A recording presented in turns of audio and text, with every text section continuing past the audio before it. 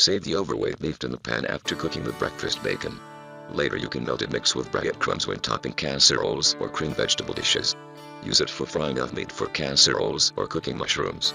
It also adds flavor to stuffing for poultry and other meats. Here are a few tips that will make your life in the kitchen a small simpler. Boiling eggs. When boiling eggs, bring water to the boil. Lower eggs gently into the boiling water on a spoon. Stir gently with a wooden spoon for only the first minute. This ensures the yolks will be in the middle. When they are cooked, drop them into chilled water to ice quickly. This prevents a dark ring forming around the yolk. Baking blind. Baking blind is a term used when baking unfilled pastry cakes. What you do is place a piece of grease-proof, not waxed, paper into the pastry case and fill it with dried peas, beans or rice. This prevents the pastry rising or collapsing down the sides in the work of cooking. Remove paper after 10 minutes cooking and permit the base to brown. Cake frosting. In case you need a smooth even finish to the frosting on cakes and cookies, with butter icing, a hot knife will do the trick. Dip it into boiling water or under the hot tub. Be definite to wipe it dry, or the water will make the icing streaky. Breadcrumbs. Don't throw away the stale ends of bread. Make them into breadcrumbs, wrap well in plastic film and store in the freezer. They thaw in a short time, and make excellent coating for fried foods.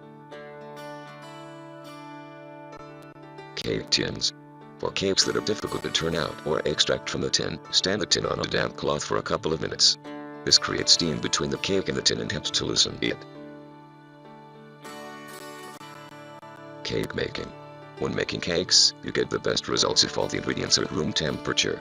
In case you have forgotten to take the butter out of the refrigerator, cut it in small pieces and place in a warm bowl, but don't let it melt and it will be prepared to cream in a couple of minutes. Celery tops. How lots of cooks discard the leaves of celery. In case you do, you are wasting some of the best flavor of the vegetable. Those green tops will flavor stews, casseroles, soups, steamed chicken or broiled meats. Chop them and add to croquettes in lieu of, or as well as, chopped parsley. Cheese. Don't throw away those last rotten ends of cheese that may have become dry. Keep them in a screw-top jar in the refrigerator and use to grate when you need a small to top a casserole. Add to an omelet or flavor a sauce. Cheese grates more basically when taken directly from the refrigerator. Chocolate. Always use nice quality cooking chocolate or plain dark chocolate for cooking, not milk chocolate. Never melt it over direct heat. Chop coarsely and place on a plate or a bowl and place over a pan of barely simmering water. Stir gently with a spatula until melted. Much heat and the chocolate will become granular. Citrus rind. When a recipe requires only the juice of orange or lemon, always grate the rind from the fruit first. Store the grated rind in the freezer for those times when you require only grated rind. This way you will save by using not. Cookbooks. Keep your cookbooks neat. Always keep a clear plastic bag inside any cookbook you take into the kitchen. Open the book to the recipe page and slip it into the bag. It not only keeps the book free from spatters, but holds it open at the correct page. Dried fruits. Next time you cook dried apricots or prunes for dessert, don't use water. You can add any leftover syrup from canned fruits, or add a small orange or lemon juice. All of them add additional flavor. Crispy croutons. Croutons add crisp contrast in texture and flavor to tossed green salads.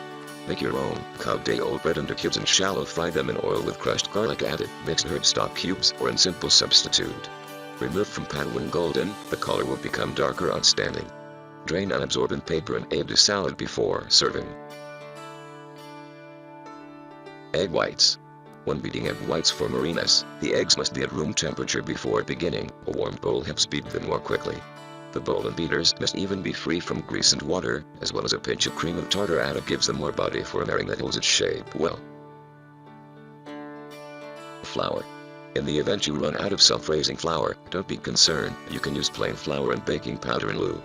To each cup, 125 gram of plain flour, add level teaspoons of baking powder. In the event you do not have baking powder, sift level teaspoon of cream of tartar as well as a half level teaspoon of bicarbonate of soda with each cup of plain flour. Herbs. Using herbs adds an actual gourmet touch to cooking, but add them carefully as much can spoil the flavor of the dish. Therefore, when substituting dried herbs for fresh ones, use about half the said quantity in the recipe, because dried herbs are more concentrated than fresh ones. Hamburgers. When handling minced meat mixtures for hamburgers, meatballs, sausage mince patties or meatloaves, always have your hands damp.